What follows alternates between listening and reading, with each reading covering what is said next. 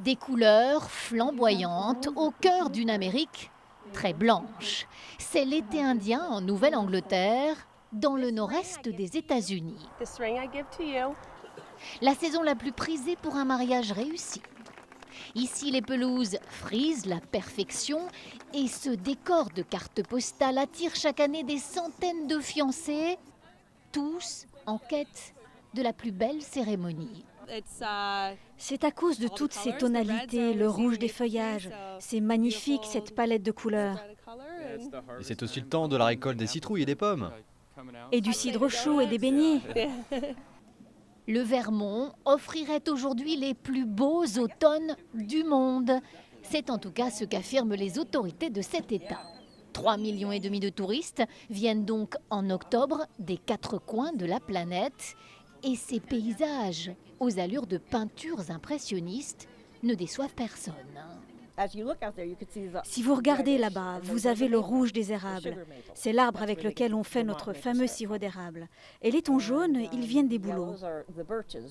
Ce miracle de l'arrière-saison est très court, 15 jours maximum. Les professionnels du tourisme évitent donc de trop en parler, sinon les visiteurs veulent tous venir en même temps. Cette Amérique des pionniers à seulement 5 heures de New York attire aussi les citadins aisés. Stand de tir, week-end de chasse, l'industrie du tourisme pèse ici 200 millions d'euros. Les États-Unis ont l'art de capitaliser sur leurs meilleurs atouts, y compris les plus éphémères. Quand les feuilles commencent à changer de couleur, on prie pour que le beau temps tienne, car s'il pleut, ça les abîme rapidement. Ces cavaliers en vacances apprendront que l'été indien est un phénomène climatique propre à l'Amérique du Nord.